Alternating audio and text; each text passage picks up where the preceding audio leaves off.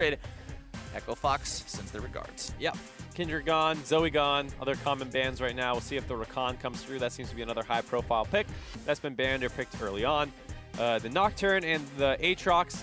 Stay tuned for the countdown tomorrow. We'll do a dive on why those guys are getting banned on Red Set every time. Bottom of Yeah, we're going to get to the bottom Figure out exactly why these two pictures keep popping up in every single ban phase, every single time. Morgana locked in for OpTic Academy. We've seen the Morgana first lock in already today. Very hard champion to deal with. You don't know exactly where it's going. There's not really counter picks to it. It'll always do what Morgana does. The best thing you can do is kill it a couple times in laning phase because it's not the strongest laner, but even then, it has a very good pattern for trying to just kind of sit back, puddle the wave, shield somebody, and then like, what do you do?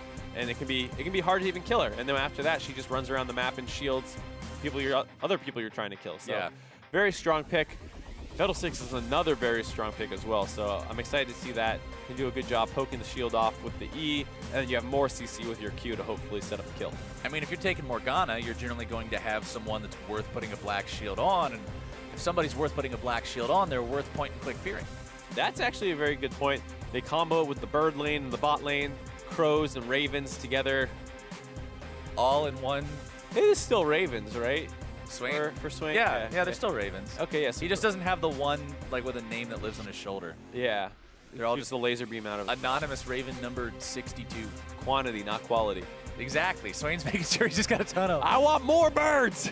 More birds all around for Echo Fox Academy. They'll have both those lined up as Talia will be locked in for OpTic. We haven't got to see this champion yet today. Nope, not quite yet. Been hitting the ban list a fair amount.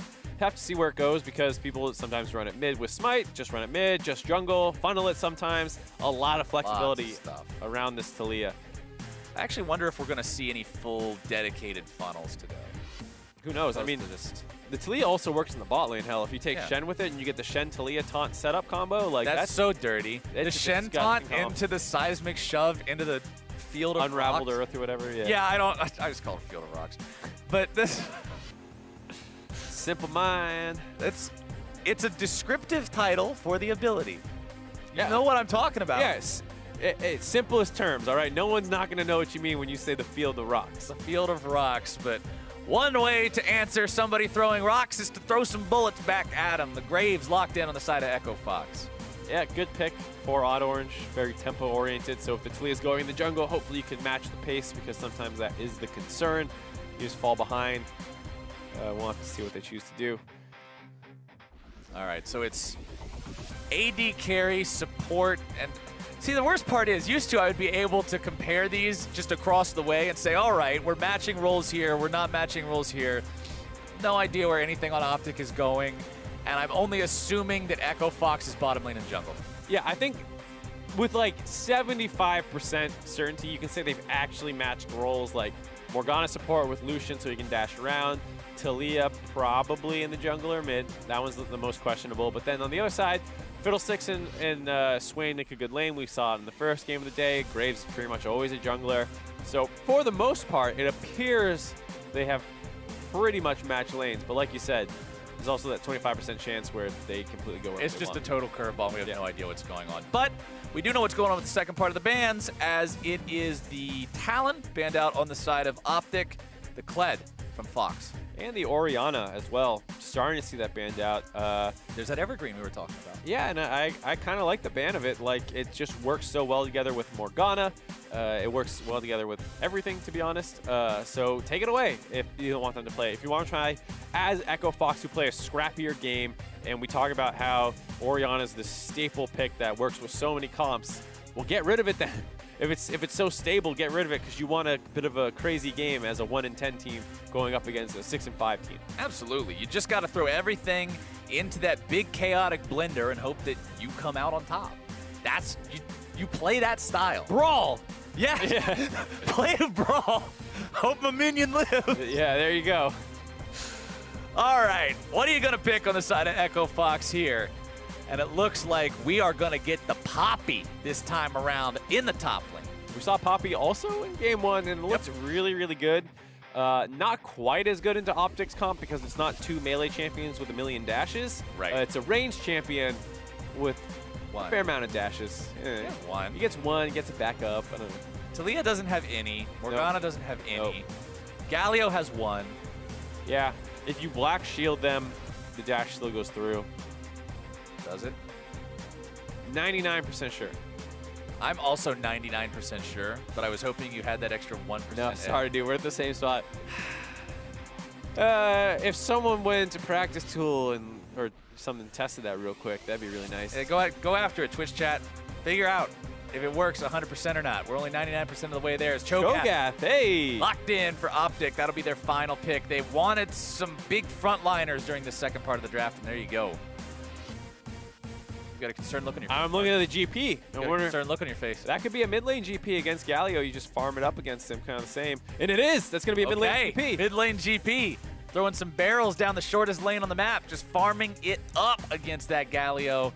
Trying to get some more money than what we saw the Gangplank get earlier today. The one time we got to see him, he was shut down very hard. Do you think it's going to be better against Galio? Maybe. I mean, the way that Mundo?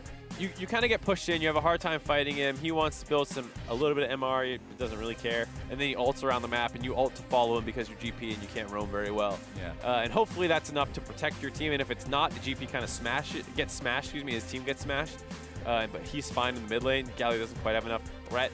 But he does have a lot of CC, so if the GP is kind of like not paying any attention to what's going on around him, he's still gankable. I remember back in the olden days of League of Legends, we're going to have another flashback episode here, Mark. Sign me up. I used to love playing Gangplank when I was sleepy because I wouldn't have to listen when my teammates were like, hey, Gangplank, why aren't you roaming? Come help. You just wait until they ping a bunch on one spot, you ult it, and then say, hey, I did what I could, I'm sorry. That one's hard to outplay. My old GP story is like the old GP where your E... The one that shot his own minion? Yeah, and killed his own minion for raise morale, dude. I didn't really listen to tier lists, and I was like playing top lane. I was like, all right, fine, I'll try the GP. It was like a really high-rated champion on tier lists and stuff. And then it was just so brain dead. I loved it. This is like at Mog's era. Yeah. The War Mogs. You just become this bruiser thing. Bruiser, carry, crit, health, restore champion. Yeah, and you always ended up over-leveled over your opponent because you would raise morale on the cannon minion. Yeah. So that they couldn't get the XP or gold from it, and you just became crazy. For those of you who never played League of Legends, really back when that level existed, after we see if this level 1 turns into anything, Nevermove's going to cause the flash out of gate. So that's a nice summoner spell burned at level 1, but yeah, Gangplank used to shoot his own minions and kill them instantly for a buff. You didn't care about the buff. You literally just shot the minions because it denied the EXP and gold 100% from the opponent. Only denial mechanic in the game. Yep. So Gangplank would just kill every cannon minion, and by the time you were level 5, they were level 3. Because the cannons were worth such a ridiculous amount of EXP. So as you can tell by all these like nostalgic things that Captain Flowers and I are talking about today, you realize that the game had some problems back in the day. The game is in a much better state these days. Well, you didn't like Gangplank shooting his own minions? I had a lot of fun with it. If you're Gangplank, it was a lot of fun. It was like, what do you do about this? But yeah. Flanking, as you can tell, I was a bit of a dirty player with the level 2 Alistar cheese ganks and the GP denial strats. People probably didn't like playing against me. Hey, you got to do what you got to do for that LP, which wasn't even LP back then. It was actually just ELO. Get that fat ELO. That sick ELO. Back before we had divisions. Back in my day, we didn't have Diamond 5, Diamond 4, Diamond 3. We just had numbers. You just had Platinum because nothing went above that. Oh, that's like old school, yeah. Super old. But back to where we are right now, back to the modern day where we have all these new things and mechanics and game functions. Yusui's going to find himself thrown up into the air as Palafox nearly takes him down with the Aftershock proc. This is what you were talking about, Mark. This early lane is not going to be kind to gank. Yeah, it's definitely a losing like laning matchup. Here we go, solo kill coming. Oh! Well played by Palafox. Going for the flash E backwards was the right thing to do because the backwards E will hit faster, but still just not quite enough CC to actually land onto Yusui. I wonder if he could have done something different, as Fnatic's in a little bit of trouble as he lost the smite, but Palafox has mid priority, should be fine. That's always one of the worst feelings as a jungler. Oh, I'm going to get this guy. I got him in the 1v. Oh, he has a teammate and I don't. Yeah, so I think Palafox, after he lands the flash taunt, might be able to insta-E backwards. I forget what he did. He might have gone for an auto attack first, which might have been a little greedy. So I'd have to rewatch that one. Or the taunt was just not very long, depending on charge. Yeah, level 1 taunt with a short charge is like super short, right? Yeah, and if we get a replay of it, great. Otherwise, whoa, we got to play the bot lane. Bottom side, Eclipse forced to flash away as Mabry goes 2 summoner spells in to try to grab that kill. Yeah, that was really aggressive. The Black Shield, very importantly, kept him alive. Was able to respond with a flash out himself. Good look, good try. Gets some lane pressure, doesn't actually get a kill though. So here's this combo again. Let's see this. So he goes flash in, doesn't charge it very quickly. Yeah, so that auto attack that he wove in probably cost him the kill, because if he goes for the instant E, he gets the knockup, which gives the reduction on your passive ground smash attack. So even though you would have needed 2 autos to kill him, you would have got 1 auto that was worth 2 because of the passive. Right, and you would have also gotten the damage from your E landing. Yeah. So bit of a mistake here as Mabry's in trouble. Mabry taken down. His first blood goes over to OpTic and Fnatic, who makes the gank happen. The TP back in by Eclipse, catches them out. Mabry had not recalled yet. They want to answer on the top side, though. Alorum will find himself caught up in the smoke screen, tries to get away from this one, throws down the Rupture at his own feet, but it's expertly sidestepped, and Odd Orange returns the favor that happened bottom lane there in the top side. Yeah, nobody using flashes at all in that play. Little surprise. Sometimes as a champion versus Poppy, you can flash in a straight line and get that knockback. Wasn't the case there. We'll take another look at this as Lost and Mabry stayed in lane. Gateland's misses the binding, actually. Mabry just doesn't have flash, and so the Fnatic able to flash in and still land the W on the pretty slow Fiddlesticks is what gets them the kill. And then on the top side here, what I was saying is against a Poppy, sometimes just flashing in a straight line is worth it, but knockback hit him pretty far away. Doesn't want to trade the flashes out, so it just saves his to maybe get out of the next gank attempt. If you're saying flash in a straight line, you mean just towards your escape path, and Poppy accidentally pushes you there because she already primed her ability. Right. So either you flash the knockback, or you make sure you're not near a wall so that her stun or her pushback does put you closer to your turret. But based off that angle, would have been pretty tough to do for Alorum. Either way, it's 1 for 1 almost simultaneously across the map as Palafox finds the knock-up that time around, and that Galio combo damage is really ferocious. Yeah, it's a very good, easy trading pattern onto the melee GP. You land your Q, taunt him, E him, auto him, bang. It's very hard for him to train back evenly. Speaking of bang, Odd Orange will shoot up that Scuttle Crab. Make sure that he's grabbing all the extra money he can. Also maintains vision over the Drake pit. We saw a couple early Drake takes as the day started off here, but once the Infernals stopped being #1, the priority sort of ceased along with them. Palafox wanted to do Galio things there, but it turns out when you're out of mana, you don't win the trade. No, pretty tough to do a combo with no mana, so we got the knock up from the E, but that's about it.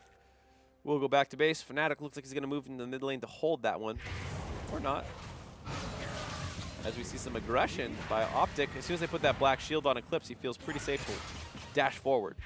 Continuing to find good trades there, making sure that he weaves the passive in along with the abilities to maximize the damage against Mabry and Lost. Side of OpTic, they are maintaining a small CS lead for now. Remember, as the game goes on, they're also going to be happy to have that sustained marksman damage coming out from Eclipse's Lucian compared to their opponents, who I guess you could say have a marksman, quotation marks, in Graves, but that's about it. Yeah, Graves always feels a little bit disingenuous to call him a marksman. I don't call him a marksman. I do it because the game classifies him as that. He's not a marksman. I mean, I get it. He builds pretty similar items.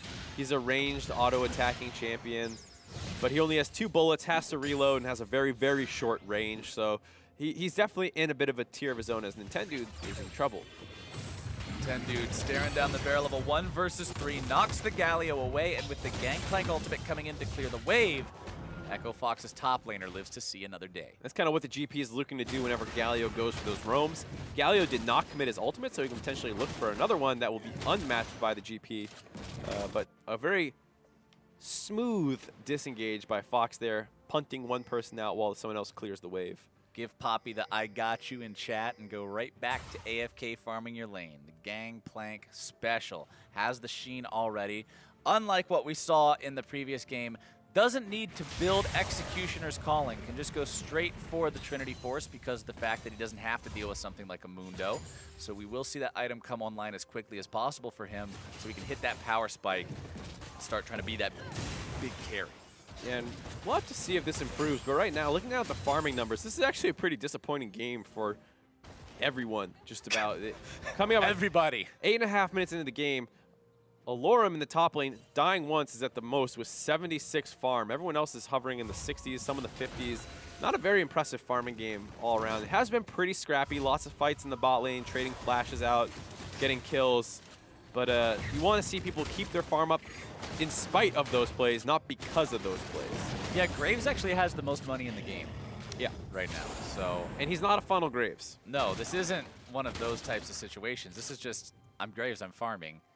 And that's putting him at a spot where he's got command of the most gold in the match. Fnatic will farm up his own red buff here.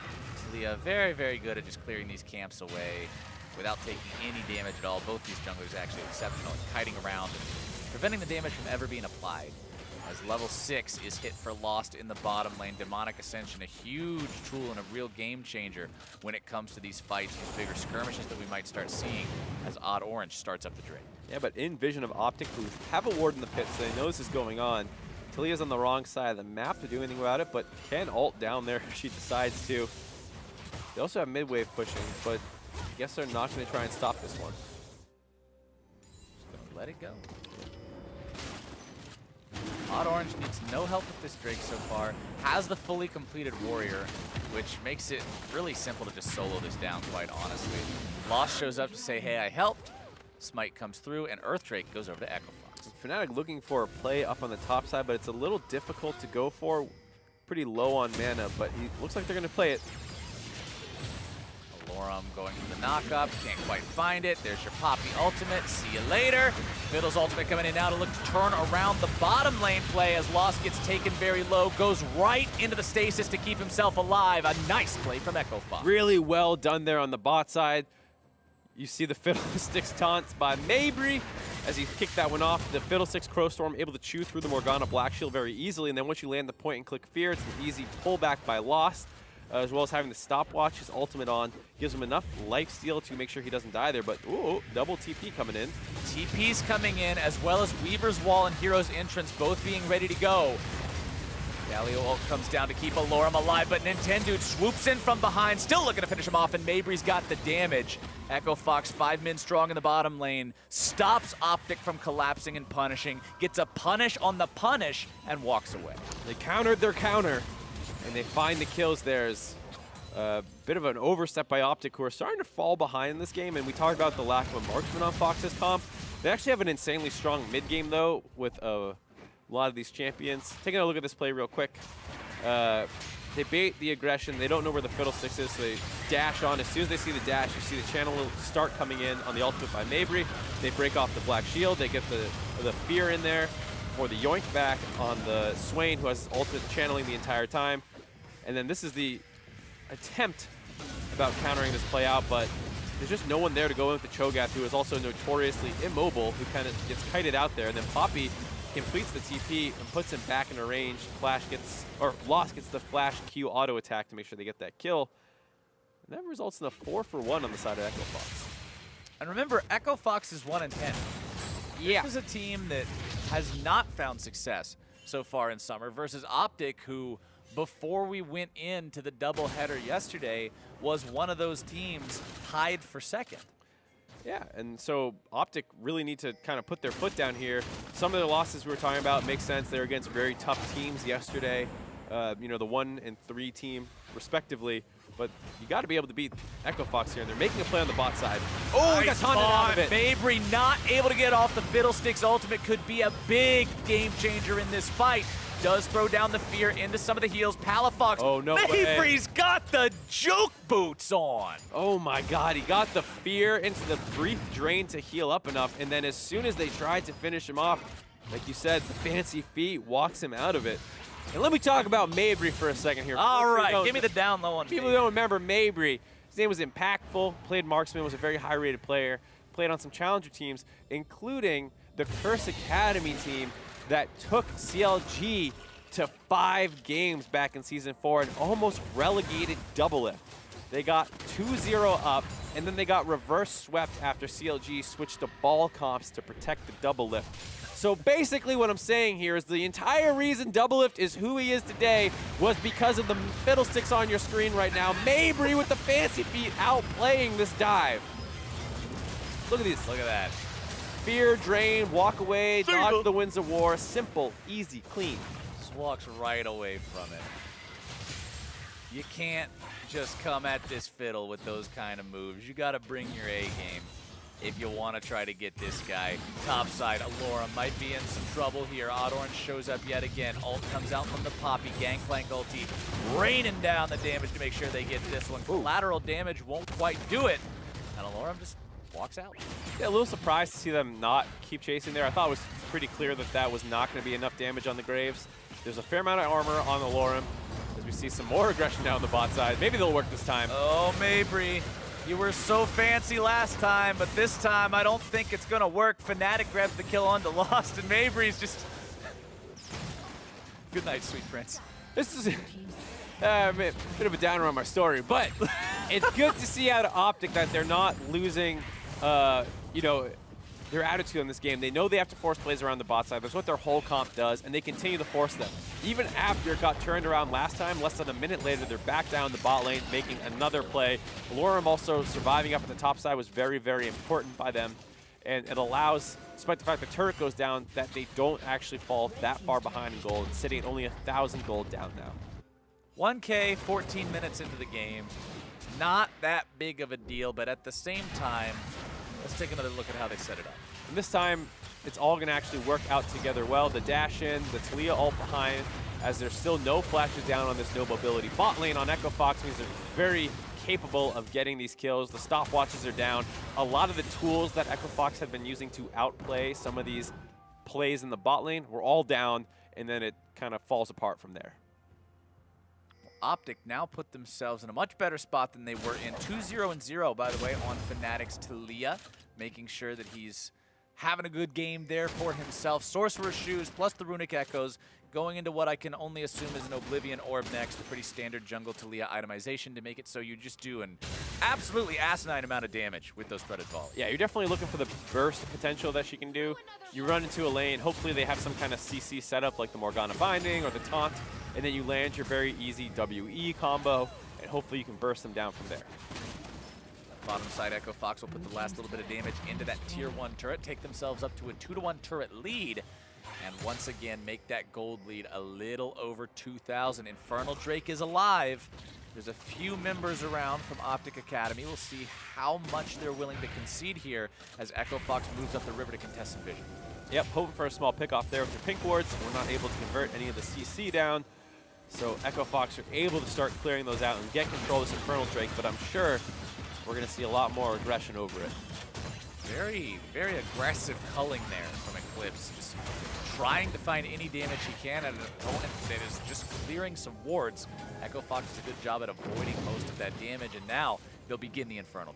Yeah, they're going to pull it out, but this is very dangerous versus Taliyah, who can cut off your escape path with her ultimate and then allow for some easy chase down. But they also have a lot of members flanking, looking to engage on this, and as a result, OpTic did not feel safe walking forward. They get that Dragon uncontested for Echo Fox. Echo Fox with extra damage on their side. Feels good when you've got Fiddlesticks and Graves and Gangplank and Swain and all this damage for this team.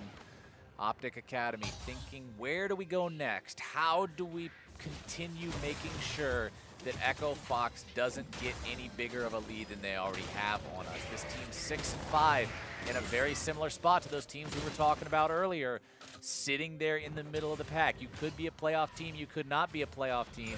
If you want to be a playoff team, you should probably beat the last place team.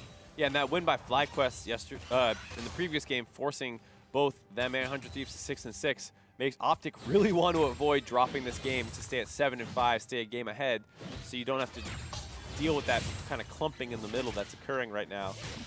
And like you said, 1,500 gold behind, but they are falling behind in neutral objectives, and it feels like one of those games where they made a lot of good plays around the bot lane. The bot lane's now open now. What else do they have in their playbook to kind of get back into this game? At the same time, Echo Fox, this is a really solid game so far out of these guys. They've managed to find themselves a lead. They've managed to put themselves in a spot where they not only outplay in terms of making decisions and executing, but also just outplaying on an individual level, going back to Mabry on the fiddlesticks, juking out the kills, keeping himself alive in a spot where he should have been dead to rights. This team is not looking like a 1-10 team so far. No, I think the biggest thing whenever you see a team is that they're not struggling to make plays. Echo Fox have pulled the trigger plenty of times this game, and that's the important thing to see. Like you said, as the 1-10 team, that they're not just sitting back and watching the game slowly slip away like you sometimes see out of the last place teams. They're still very, very active in this game. Dudes show up out of the brush. These two not really much of a threat to either one of each other, as Lost will walk himself away, dodges away from the binding.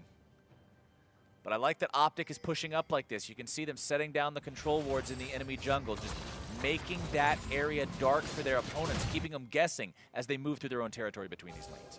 You see just how scared they are to go into their own jungle to look for these wards. No one's actually there, but they're not able to do it alone. They're forced to group up. Luckily, they still have some vision down in the river, though it's getting cleared out. Both teams fighting over the vision in this bot lane. Feels like the tanks in the top lane are still kind of on that island. Not many plays getting forced around them. Going for the squishies.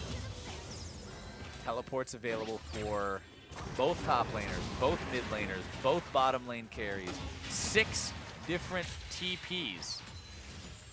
I see why we nerfed it on live. Yeah, I know I think it was Isaac Azale who was talking about how he's a little upset by it because in solo queue play, it's actually not a very high win rate summoner, especially for top laners who are the ones who primarily want to use it to get involved in action around the map, right, where you sometimes feel disconnected from. It's already, on a lot of champions, worse. And by a lot, I mean, I think the vast majority, it's worse than Ignite already is. And with the nerfs coming through on live, you're probably not ever going to want to take it anymore. But that is definitely one of those competitive play nerfs that it's targeted towards. And even in high elo solo queue, you see it a lot more. But for mid and low elo, it's definitely the case where even for top laners, you're usually not probably better with TP. I mean, it's such a coordination-based ability. Exactly. It's generally just so much better, especially in, like you said, lower to mid elos. Pick the thing that lets you 1v9, mute everybody else, carry the game yourself, play your game. But in a game like this, that's not going to work. I feel like you're not going to last too long in Academy or LCS if you're trying to 1v9/mute all every game. Yeah, the Ignite Cho'Gath in this game does not scream optimal strategy to me. No, I don't think that's going to end up breaking the meta and starting a whole new trend. But for now, OpTic doesn't care about breaking the meta. They care about breaking the tier 1 turret, as Palafox contemplates coming in from behind. Here comes your play, though. It's Mabry who starts this one off right. Orange goes on a killing spree as they pop gate. Such a difficult combo to deal with. Even if you have the Morgana, if you Black Shield yourself in time to block the fear, it still gets burned off of you from the Crow Storm. And if you try and do it after the Crow Storm, you're probably already dead, so there's not much you can do about it. Palafox slammed up into the wall, taking quite a lot of damage here. Has to flash away to survive on this Galio. Echo Fox still looking to find some more here in the mid lane, pressuring onto the tier 1 of OpTic Academy. Still trying to break it. As Mabry actually gets finished off the turret, as well as Eclipse moving in to finish that. TPing back in, people starting to get low on Echo Fox, but I don't think OpTic have the tools to quite press the go button again. Bit of an overstay there from Echo Fox, not recognizing it was time to get out. Now OpTic have the chance to try to punish here. There comes your Weaver's Wall. Orange using the ult to get over that one. Pretty smart coming out from him as Alorum goes forward, finds himself a nice snack. Chow's down on the swing. You can kind of feel the panic there on Swain walking into the wall. And the jittery shake as the pathing breaks in the game, knowing he's dead to rights. Was silenced and not able to flash out there. And a little greedy. I think he could have flashed out as soon as the wall came in. Chose not to. Dies as a result. Turret drops as well. And OpTic did find a way to trade those kills back. So, like you said, slowly clawing their way into the game. This was baited out pretty well by Palafox, and maybe Drew turret aggro was silenced. That last turret shot comes in, and this is kind of what allows this chase down to come through, as Fnatic does a good job of wrapping around the side to try and find this angle on the wall. Doesn't just go in the front. Blocks them all off. Lost has his flash up here, chooses not to flash, and then gets taunted up into the silence and can't flash. And there's that Swain having spaz I was talking about, as he knows, I'm gonna die! That silence lasts so long as well when you have no tenacity to try to shorten it. Orange will head back towards the Drake pit. Echo Fox have had a monopoly on that so far this game. as Fnatic moves through his own jungle. You can see it's Nintendo who's actually doing the same, but he'll get out as soon as he knows Talia's keeping an eye on him. Able to steal away a lot of the jungle camps after OpTic reset. And EchoFox have a very big lead, but it feels like in the last couple minutes, OpTic have been the ones making the plays. And this is when they should probably be at their strongest, as they have a lot of mid-game spiking champions. EchoFox do as well, but Swain will keep scaling. The GP will keep scaling, whereas there's no one who's fantastic late game. Yes, the Cho'Gath technically scales infinitely, but he's also very easily kited. He scales infinitely, but I mean, Nasus scales infinitely. Right. Like, in an infinite game time world where Nasus has 17,000 stacks and can flash Q kill anyone. Sure. And when Cho'Gath has a billion HP. And can't die to the Nasus. But we're not in that world. No. And I still think that I agree with you that the scaling would favor EchoFox here. We'll just see if they can get to that point, as Mabry's not getting anywhere. Yeah, that's not how you get to late game. Pick off in the jungle. A lot of pink wards invested by OpTic to secure themselves a path into that side of the map. But not really anything to be able to grab with it. You just take that 300 gold, you pressure around the Baron, and maybe you keep finding more pickoffs, though I doubt they really try and start this. Well, I mean, you can start it, but Eclipse is already at half HP. they're doing it. They got the Cho'Gath secure, I'll give them that. That's a big tanky boy. Big meatball. OpTic. How long are you going to stay committed for this one? Aloran will be tanking there on the front line still for now. Black shield on him to keep him alive. Fnatic has to flash over the wall to keep himself safe. Ooh. More damage coming through from Yusui. And EchoFox will successfully repel their opponents away from the objective. Yeah, both teams losing a fair amount of cooldowns in that little bit of a skirmish over the Baron. They get some globals out. They had the TP come in. They also got a flash out of GP. It looked like he wanted to go for a flash auto Q, and I don't know if he got the auto off. Now they caught Palafox around the side. Palafox will take a decent amount of damage, but he's still pretty tanky, not going to die just yet. Nintendo wants to turn around and make some kind of play happen here. As the rest of the cavalry has arrived, Nintendo will get himself away. Yusui can't say the same. He'll be the first one to go down on the side of EchoFox, and it's likely Odd Orange to go out next. The shutdown credit over to Fnatic. As now the rest of EchoFox wants to get out. That was way too close for comfort. Gate wants to keep chasing these guys down. Mabry's got no way out. A double kill for Fnatic, and it's 3 dead on the side of EchoFox. Second time, the counter of the counter is the one that comes out on top. Previously in the bot lane, here EchoFox tries to wrap around and stop Palafox from getting to the mid lane to take the turret. And in response, he kind of baits his entire team to killing Palafox as OpTic has reset from that Baron attempt, and they're able to clean up a number of kills. This is just back and forth and back and forth. We've had so many games so close like this today. Let's take another look at how they initially found Palafox. Right, so they're trying to threaten the turret down. Palafox wants to wrap around to protect the turret, and as a result gets cut off in the jungle. They finish the turret off, but rather than disengaging, they get baited into trying to finish the kill off on the Palafox, which buys this time for the real damage dealers in Fnatic and Eclipse to show up. They kill Yusui, and now there's a chase down coming in as Poppy is extremely low and Odd Orange gets blown up. Can't really stick around. Kills go over for the side of OpTic. And we talked about how game one of the day, very, very back and forth game between Team Liquid and Cloud9, but it was mostly due to teams trading out plays. This is definitely one where they're trading mistakes. And that's where a lot of the action's coming from. Instead of just taking the turret and chunking Palafox out, they want to go for a little bit more and get punished as a result. It's that sunk cost. We already put so much effort into this. We already took as much of the health bar out as we have. We might as well finish him off. Mabry goes golden, utilizing the Zhonya's hourglass, but now he's still going to be caught out. Eclipse goes on a rampage with that pick, and OpTic will continue to look for more. Weaver's Wall going to cut off Nintendo and Yusui. Nintendo still getting himself away. Sidestepping the binding means he's not caught just yet. More vision will be cleared out by OpTic Academy as they head towards Baron. Only having killed Mabry, though, so it's still going to be a difficult fight. They did get a lot of the ults down, so there's no AoE ultimates from Yusui or Odd Orange or Nintendo. Lost can still charge in there, but it's a lot more difficult to do. So they look for more pickoffs.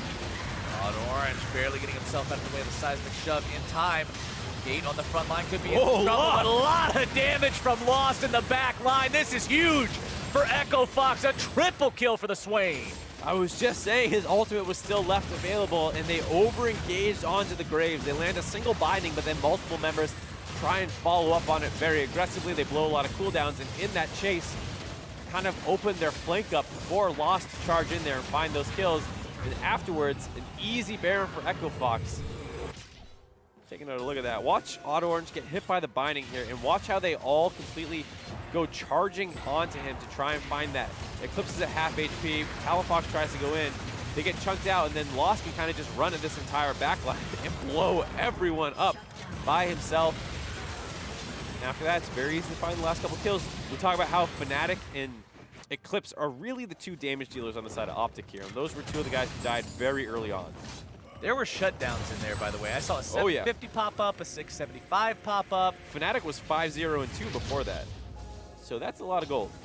Lost has got to be feeling the impact of that one. So much money in his pocket, such a big play to make, setting his team up.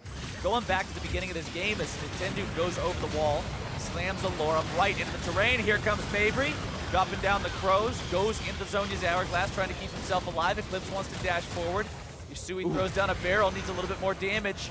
Needs the orange to prevent the CC from lasting any longer. Collateral damage over the wall. Yusui going a little bit too far forward yet again. Going to be hit by the binding. Throws down the barrels to keep his opponents from trying to collapse at all. But Echo Fox has already found themselves one kill, and now a turret to go with it. Yeah, big scrap in the jungle. Doesn't really blow the game open, but Fox still come out ahead on it. Buys them enough time to push down the mid inner. They grab the top inner, the gold lead, blowing up to 7,000 after being very close for a substantial period of time and continuing to push. If you take down one of the teams that was tied for second before this week, as the team that's in last, as the team that has only one win, that feels fantastic for Echo Fox. This could be a huge win here for this team. As Gate is taken down to just a sliver of life, he will fall there as Lost continues to maintain his position on the front lines, zoning everyone from the side of OpTic Academy away as Nintendo and the rest of the Echo Fox squadron will put the final hits onto that mid lane inhibitor. It's 2 inhibs down in the OpTic base. And they still have a minute and a half left on the Baron. They can fall back to this mountain, or excuse me, Infernal Drake, or grab that one, then move over to the bot lane, get that pushing in their favor as well, and kind of keep this tempo up. OpTic is going to be kind of stuck in their base dealing with the super creeps that are soon to be on their way out. And we were talking at the beginning of the game, this is where I was going before we got into that big fight right near the Raptor Pit, is you said Lost was one of these guys that seemed like he was putting up some really crazy numbers in spring, and now in summer he seemed to kind of fall into the middle of the pack a bit more. That play that he made at Baron was not a middle of the pack kind of play, and it set up the opportunity to make plays like this. Right, and this is just a situation where OpTic quite aren't in the right frame of mind. Rather than on like full base defense mode, we shouldn't be trying to fight them right now. They take a skirmish around the middle of the map. It goes badly. Could have gone even worse if Yusui was there just a slight bit faster and was able to get another barrel combo off on somebody. Instead, they only lose one, but that one kill transitions into both inhibitors. 2 inhibitors down, 4 Infernal Drakes in possession for Echo Fox. This is a very, very tall task for OpTic Academy right now. You've got to find some sort of miracle, some sort of misplay to take advantage of, to punish from the side of Echo Fox. But when they're just barreling down bottom lane, 5 men strong, minions at the ready, what do you even do about this? Well, they do have some good wave clear, thankfully. Talia, Galio, and Cho'Gath, even Lucian to an extent, have a good job wave clearing.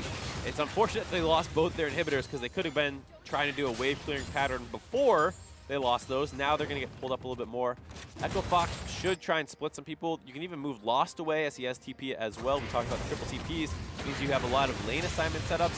5-man grouping feels like a tall ask to be able to siege down a turret 5v5, but yeah, they can also just stall out and wait for the next Baron. They don't necessarily need to try and end it right now.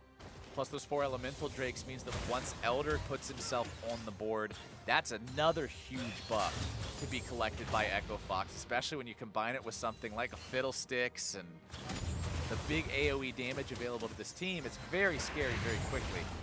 So Echo Fox will siege here in the bottom lane. They can't even get close enough to put a single auto attack on that turret. Right, exactly. And that's why I wouldn't mind seeing them trying to split up and threaten it a little bit more. You know, put someone up in the top side, let them escort those super creeps in a little bit further, kind of like they're doing now. Get those onto the inhibitor turrets, or excuse me, Nexus turrets, and then you can potentially set up a situation where they have a harder time walking forward. So Eclipse wants a piece of Odd Orange. Odd Orange gets taken a little bit below half HP, but not in any danger of losing his life just yet. Poppy ultimate gets channeled. They want to try to knock OpTic away from this turret. The name of the game is just take the objective down. Fabriel will be seismic shoved right back into the waiting arms of damage, and they will lose the support on the side of EchoFox, but they've taken down the remaining enemy inhibitor, and having their opponents at a 3 inhib state is absolutely massive. Rupture finds its way on an Intendude, but he'll still walk away. Mabry giving his body up for the team there. Goes as a zoning crow, flying in there. Scares everyone away. Playing his champion in a very thematic style. You're not going for kills, you're going for fear. You're scaring them. He scares them back. It allows them to take the bot inhibitor, third one of the game. And I mean, this is basically the end of the line for OpTic Academy. Very, very few teams ever come back from triple inhibs down. With Baron spawning in just a minute as well, EchoFox should be able to get that one basically for free and then sit on top of OpTic's base and just siege away. At this point for OpTic, it's so hard to come back from this 3 inhibitor spot along with an 11,000 gold deficit. You almost need somebody from EchoFox to just run into you and get killed in a really, really silly kind of oversight way. Yeah, I mean, the best case scenario for OpTic here is EchoFox doesn't wait for their super creeps to put pressure on their base. OpTic is able to ace them at Baron, grab the Baron for themselves, then use that to defend their triple inhibs till they're back up. But that's, you know, all EchoFox has to do then is make sure that the minions are actually threatening the base so they have a hard time walking forward to contest the Baron. As you see right now, it's just so hard for OpTic to clear double super creeps in both lanes. Fox will keep the Nexus turret safe for now as Alorum will look to shove out the bottom side. It's 4 men from the side of EchoFox hanging out around that top side near Baron. They'll all head up to it now as it will be spawning in just under 10 seconds. Pressure will be maintained in the bottom lane by Yusui, who has TP to join the fight if needed. So with that, both of the other inhibitors are respawning. No more double super creeps for the moment, but you see how fast they drop this. There's no way OpTic's going to be able to contest. Yusui being very smart, knowing I'm the only option that they have to make a play on, so I'm going to sit all the way back into the middle of the bottom lane so that there's no way they can find an angle onto him. And wait for his team to get pressure back, and then they'll be able to really siege up on OpTic. All right, TP used there from Lost to make sure they can start this push up as fast as humanly possible. He's got the big Rod of Ages, Landry's Torment, Rabadon's Death Cap, Zhonya's Hourglass, and the Elixir of Sorcery ready to chug a lug as soon as the fighting starts. This very well could be the final push for EchoFox. It should be if everything goes according to plan. Graves up in the top side, 3-man in the middle, GP moving down the bot lane. Have to be a little careful because Graves doesn't have TP to join in. OpTic have to play this perfectly. A single misstep, game's over. Alorum will hold the line against these Baron-empowered minions, but can only hold it so long. Odd Orange dropped the ult very early there against Alorum to just make sure he maintains that distance, buying time for the rest of his team. Put the damage into the inhibitor. They take that one down effortlessly. Top lane inhibitor, the next one to go, and EchoFox has made their way onto the Nexus turrets. OpTic, you've got to pick your fight eventually. Once you lose these turrets, there's nothing left to give you some kind of an advantage. Gangplank ultimate coming down onto Fnatic, just trying to zone him away, making it so Fox can finish off these turrets, and that will be it. EchoFox, they performed the upset. They're gonna find their win here. It's one last attempt. Coming out from OpTic Academy, they throw out the Weaver's Wall. They're trying to defend this one, but the Nexus itself is dropping, and EchoFox finds that win. OpTic did everything they could at the very end there to try and pick a fight, but too little, too late. Baroned up, triple inhibs up. No way that you're going to be able to defend that push. Absolutely not, and this team has to feel excited about grabbing that win here, getting themselves up. Yes, you said it's going to be rough to make a playoff run for this team at the very beginning of this game. That's how it starts. It starts with a win. Yeah, you got to grab wins where you can, especially against OpTic. That does bode very well because I thought OpTic was one of the better teams in the top half of the league, it looked like. And you played very proactive into them. You forced a lot of plays. OpTic had their chance. They had their shots to get back into this game, and you took them on the chin, and then you went forward and continued to make plays.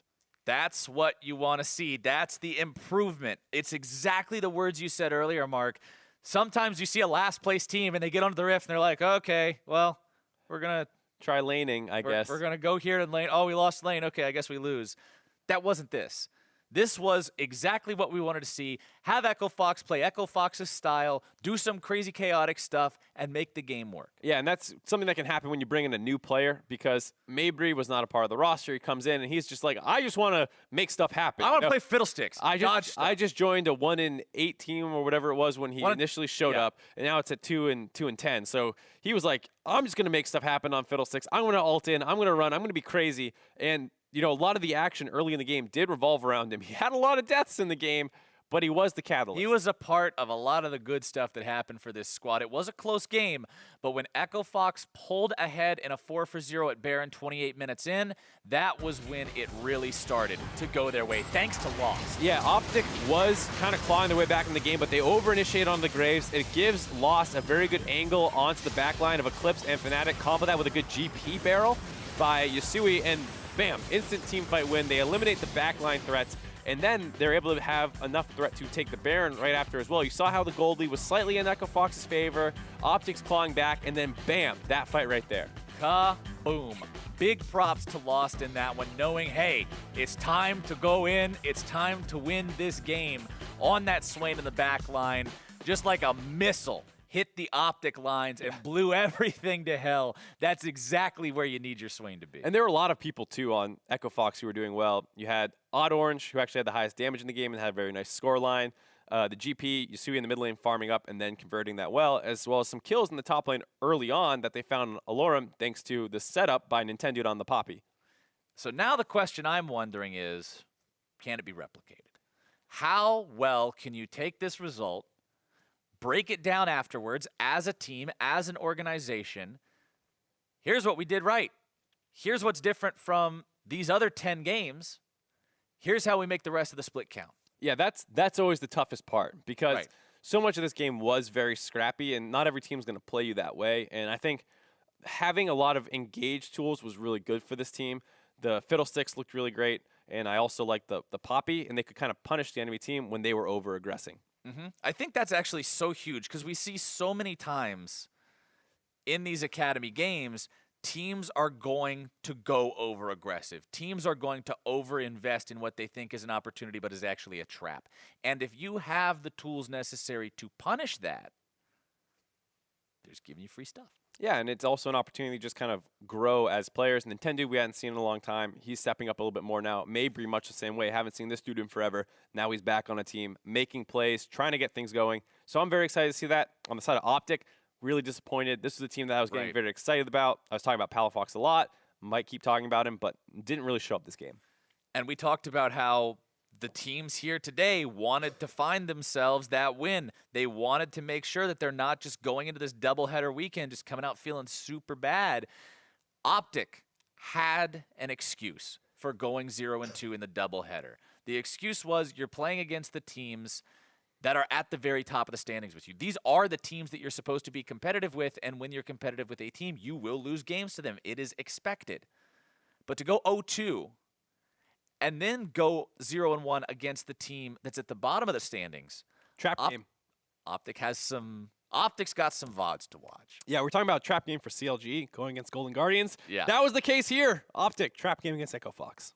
All right, to hear more about the victory now, I'd like to welcome MarkZ to the broadcast via Skype. MarkZ, congratulations on that upset win against OpTic. How are you guys feeling?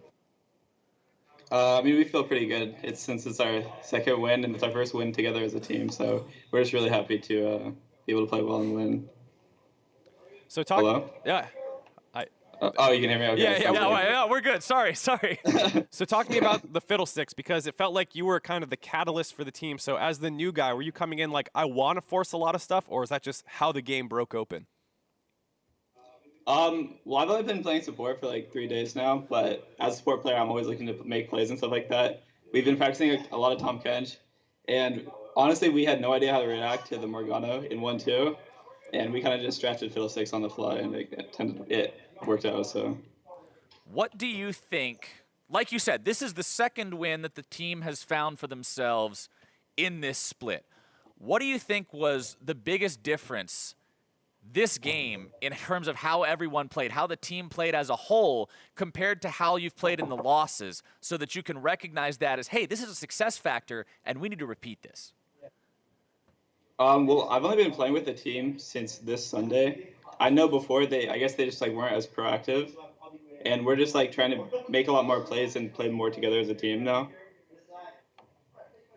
Cool. So then talk to me a little bit about what you're looking to do. I mean, it's been a while since we've seen you in the challenger scene. You come back, first game, on stream. You had a great game. So what are you hoping to do this time around in Academy? Well, like my last time I played competitive was in 2014, and I was an ADC player. So this is my first time ever playing support competitively, and I'm enjoying it. And I don't know, I guess we'll see how the rest of the games go. How has the environment been working with the team? Like you said, you haven't been with these guys very long. It's something that's sort of just now starting for you, this journey with this team. How's the adjustment process been getting used to all this? So before playing with this team, I was actually working with the FOXA LCS team as a positional coach. I was working as staff. So I've known these guys for a while. I've been with them for 1.5 splits now. So we were all friends, but we just haven't played together as a team. So as soon as I started playing, like once we got a few games in together, we started to mesh really well, and it's been working out.